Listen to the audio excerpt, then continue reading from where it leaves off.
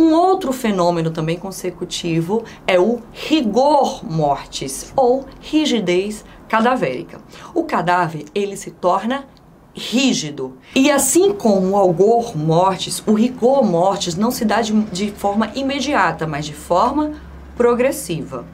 A rigidez se inicia de cima para baixo, iniciando por cabeça, mandíbula, pescoço, passando para membros superiores, tórax, abdômen e terminando com a rigidez dos membros inferiores.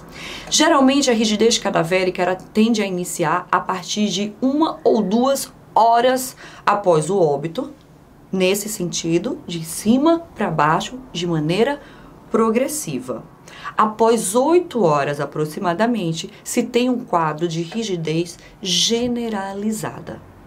Após a generalização, há uma estabilização dessa rigidez para depois começar a se desfazer. Então, o corpo fica rígido e depois ele amolece. O início do desfazimento da rigidez cadavérica marca que o corpo já está na fase de putrefação, o que tem início aproximadamente 24 horas após o óbito.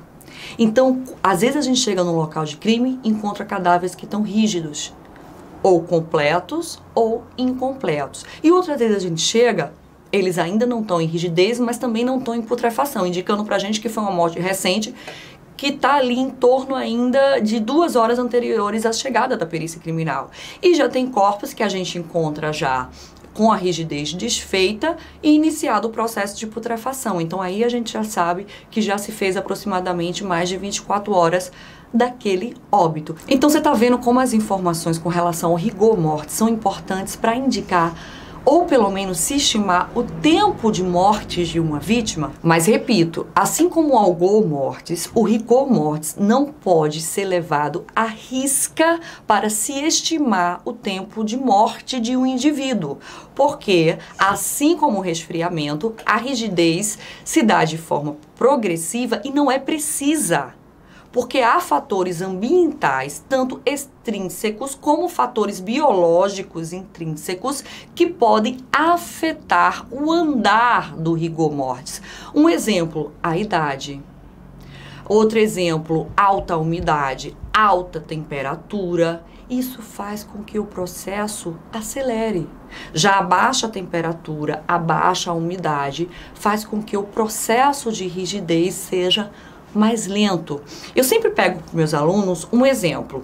Vamos pegar um indivíduo que morre ao meio-dia em via pública aqui no Nordeste e ao mesmo tempo morre outro em via pública no Rio Grande do Sul. No Nordeste está fazendo 30 graus. No Rio Grande do Sul está fazendo 12. A marcha da decomposição vai ser igual para um e para outro? Não. Então, o resfriamento vai ser diferente. A rigidez cadavérica vai ser diferente. O que morreu aqui em via pública no Nordeste vai ter acelerado todo esse processo, enquanto o que morreu aqui no Rio Grande do Sul vai ter um processo mais lento. Por quê? Condições de temperatura e de umidade. Então, por isso que não pode ser levado à risca para se estimar o tempo de óbito de um cadáver.